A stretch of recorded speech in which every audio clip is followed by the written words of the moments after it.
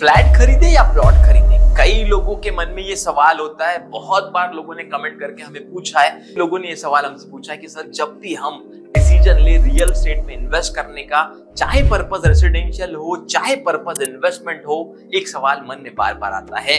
दोस्तों, सर्वे और रिसर्च के हिसाब से 95% से ज्यादा लोग पूरे वर्ल्ड में प्लॉट और फ्लैट ही ज्यादा खरीदते हैं। रेस्ट 5% ही अलग अलग प्रकार के इन्वेस्टमेंट्स करते हैं या प्रॉपर्टीज को खरीदते हैं।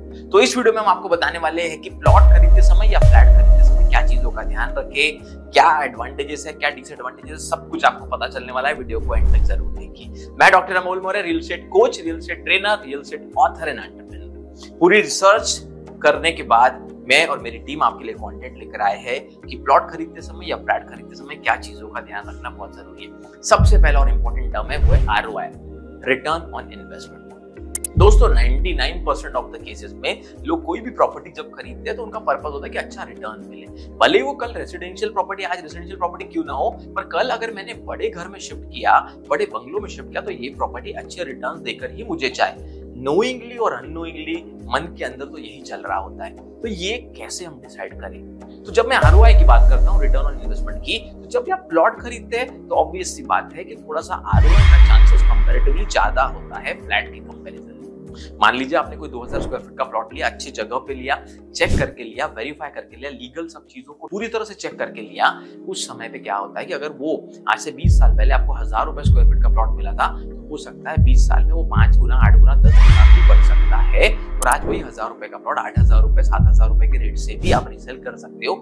ROI के चांसेस थोड़े ज्यादा होते हैं प्लॉट। उसी कंपैरिजन में जब मैं फ्लैट की बात करता हूँ, फ्लैट में भी रिटर्न्स मिलते हैं, नो डाउट। अच्छे रिटर्न्स लोगों को कई मिले। मेट्रो सिटीज में तो लोगों को प्लॉट लेने के सिटी के नजदीक ऑप्शन नहीं होते, तो लोग फ्लैट लेते हैं, उसमें भी अच्छे रिटर्न मिलते हैं। पर कंपैरेटिवली प्लॉट के कंपैरिजन में फ्लैट में रिटर्न्स कम मिलते हैं। और दूसरा, जब फ्लैट्स की बहुत पुरानी हो जाती है तो उस केसेस में कभी कभी उसके रेट अब ज्यादा नहीं बढ़ते। मान लीजिए किसी ने 50 लाख का फ्लैट लिया हो, अब वो 1.25 करोड़ का या 1 करोड़ का तो हो गया, चलो 15 साल में 10 साल में एक ओके रिटर्न आए।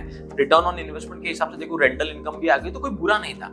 लेकिन अब और 1 करोड़ से ज्यादा 5 करोड़ नहीं होने वाला या 10 करोड़ नहीं होने वाला। हाँ, ये हो सकता है कि अगर वो स्कीम रीडेवलपमेंट में जाती है तो आपको 1.5 करोड़ का फ्लैट या 2.25 करोड़ का फ्लैट भी मिल जाए रीडेवलपमेंट में। तो चीजों को पूरा समझना बहुत जरूरी है। ऊपर ऊपर की बातों को करके रियल एस्टेट में कोई डेप्थ नहीं जान सकता। इसीलिए आपने अगर 10 लाख का फ्लैट 20 साल 25 साल पहले लिया था और वो 10 लाख 15 लाख का फ्लैट अगर आज 75 लाख का हो गया है नया उस एरिया में, भले आपका रीसेल में 50-55 का ही बिक रहा हो, पर आपको नया फ्लैट अगर रीडेवलपमेंट मिलता है तो मिनिमम 80 लाख 1 करोड़ का होगा। तो अगर 10-15 लाख से 80 लाख 1 करोड़ का नया फ्लैट भी मिला तो बुरा तो नहीं है। इसीलिए बायर को अवेयर होना बहुत जरूरी है। बट कंपैरेटिवली प्लॉट में रिटर्न ज्यादा मिलते हैं। Second, construction cost.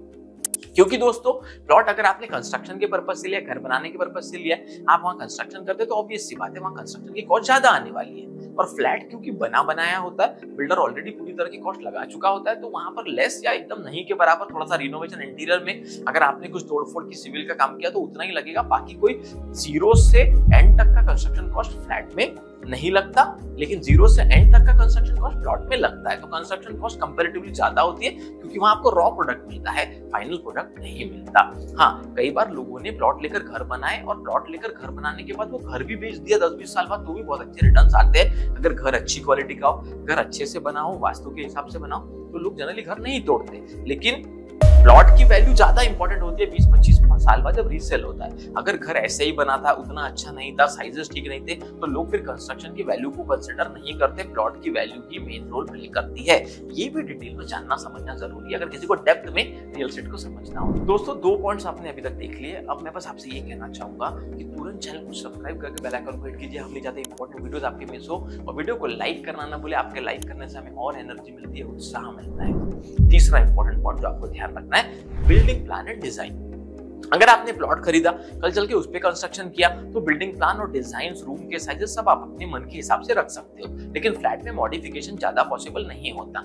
In case कल आपने एक प्लॉट लिया था 3000 फुट का, आपको 10 साल बाद लगा कि यहाँ वैल्यू तो बहुत बढ़ गई, लेकिन 3000 फुट में तो 8 फ्लैट भी बन सकते हैं। तो आपने मन मुताबिक अच्छे फ्लैट भी डिजाइन करके बिल्डर भी बन सकते हैं या किसी बिल्डर के साथ जॉइंट वेंचर करके भी बेच सकते हैं। तो आपको सब चीजें समझ में आनी चाहिए कि प्लॉट खरीदने के क्या एडवांटेजेस है, फ्लैट खरीदने के क्या एडवांटेजेस है। जब सब कुछ आपको समझेगा तभी आप एक अवेयर, अच्छे, समझदार बायर बन पाएंगे। चौथा बहुत इंपॉर्टेंट पॉइंट जो आपको समझना है, फाइनेंसिंग। प्लॉट में कंपैरेटिवली लो ऑप्शंस होते हैं फाइनेंसेस के, बहुत जल्दी और बहुत ज्यादा अच्छे रेट ऑफ इंटरेस्ट पे, यानी कम रेट ऑफ इंटरेस्ट में आपको प्लॉट पे लोन जल्दी नहीं मिलता।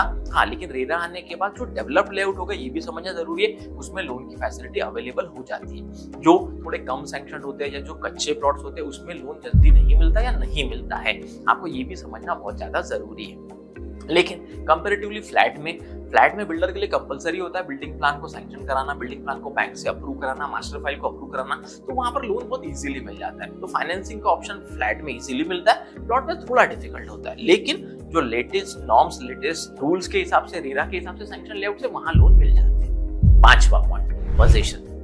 प्लॉट का पोजीशन इमीडिएटली आपने पैसा दिया, सेल डीड किया, आपको पोजीशन मिल गया। मान लीजिए लेकिन किसी अपार्टमेंट में या टाउनशिप में आपने फ्लैट बुक किया और बनने को 2 साल है, 3 साल है, 4 साल है, तो उस केस में आपको पोजीशन के लिए वेट करना पड़ता है, थोड़ा समय लगता है फ्लैट में पोजीशन को। प्लॉट में तुरंत भी हो जाता है, अगर जितने जल्दी आप पेमेंट करेंगे, जितने जल्दी आप सेल डीड कर लेंगे, अपने नाम पे पूरे डॉक्यूमेंट कर लेंगे, उतनी जल्दी आप प्लॉट में पोजीशन ले सकते हैं। ये भी समझना जानना बहुत इंपॉर्टेंट है। दोस्तों, हम ऑलरेडी प्लॉट खरीदने के फायदे नुकसान और फ्लैट खरीदने के सेपरेट फायदे और नुकसान इस पे भी वीडियोस बना चुके हैं। थंबनेल देखकर आप ये वीडियोस भी डिटेल में देख सकते हैं, लेकिन मैं आपको यहां इसलिए बता रहा हूं ताकि आपको कंपैरिजन समझ में आए कि दोनों में क्या फायदे क्या नुकसान, उसका कंपैरेटिव एनालिसिस आप कर सको। Point number 6, amenities. अब जब हम एमिनिटीज की बात करते हैं, अगर प्लॉट पे आप घर बना रहे हो या एक लेआउट ठीक ठाक भी हो, लेकिन वहां उतनी एमिनिटीज नहीं मिलती जितनी टाउनशिप के अंदर मिलती है, तो अगर आप प्लॉट में कभी एमिनिटीज चाहते हो तो वो पूरा खर्चा आपको अपने प्लॉट पे एमिनिटीज को बिल्ड करके ही करना पड़ेगा। लेकिन अगर आपका अपार्टमेंट अच्छा है, टाउनशिप बहुत बड़े, तो उस केस में आपको एमिनिटीज का बेनिफिट मिल जाता है एक अच्छी टाउनशिप के अंदर। और अगर प्लॉट स्कीम बहुत अच्छी हो, किसी बड़ी ब्रांड की हो विद एमिनिटीज हो, तो आप डिसीजन वैसे भी ले सकते हैं। Point number 7, tax benefit. अगर आप प्लॉट को खरीदते हैं, क्योंकि इसमें इन्वेस्टमेंट्स में रिटर्न ज्यादा अच्छे मिलते हैं, लेकिन कंपैरेटिवली थोड़ा टैक्स का बेनिफिट कम होता है। और वहीं अगर मैं फ्लैट की बात करूं तो फिर अलग अलग तरीके के बहुत सारे ऐसे नॉर्म्स है, रूल्स है, जिसमें आप होम लोन के इंटरेस्ट पे अलग अलग टैक्स के बेनिफिट उठा सकते हैं, अलग अलग तरीके से टैक्स का फायदा उठा सकते हैं। तो अगर आप एक अवेयर डिसीजन लेना चाहते हैं, अगर आप एक समझदारी भरा डिसीजन लेना चाहते हैं, अगर आप एक समझदार बायर बनना चाहते हैं, कंज्यूमर बनना चाहते हैं, तो आपको ये सब चीजों को बार बार देखना है, समझना है, नोट करना है। जितना आप रिपीटेटिवली से देखेंगे, समझेंगे, उतने अच्छे डिसीजन आप लाइफ में ले पाएंगे। और फायदा ये होने वाला है मेरे दोस्तों कि आपको सबसे मेन आपकी जिंदगी की मेहनत की कमाई सही जगह पे कहाँ लगाए, कैसे लगाए, वो सब इस पूरे वीडियो में हमने आपको बताने की कोशिश की। तो अभी तक आपने जो वीडियो देखा उसके लिए बहुत बहुत धन्यवाद। अगर वीडियो अच्छा लगा है तो कमेंट करके हमें बताइए आपका क्या ओपिनियन है, किसी और टॉपिक पर वीडियो देखना चाहते हैं जरूर हमें बताइए। और तो दोस्तों, हमारा मेन मिशन है भारत में 1 लाख लोगों को अवेयर करना, 1 लाख एंटरप्रेन्योर्स को क्रिएट करना। तो अगर एक व्यक्ति भी 50 लोगों को जॉब दे पाए तो बाद में 50 लाख से 1 करोड़ नए जॉब रियल एस्टेट में क्रिएट हो सकते हैं। वो सिर्फ आपकी मदद से पॉसिबल है। इस वीडियो को शेयर कीजिए, लोगों तक पहुंचाइए। प्रैक्टिकल कंटेंट का लोगों तक पहुंचना बहुत जरूरी है ताकि उनकी मेहनत की कमाई, जिंदगी की कमाई सही जगह पर लगे। अभी तक जो सपोर्ट आपने किया, प्यार हमें दिया, चैनल को लाइक किया, बुक को नेशनल बेस्टसेलर बनाया, उसके लिए बहुत बहुत धन्यवाद। मिलते हैं नेक्स्ट वीडियो।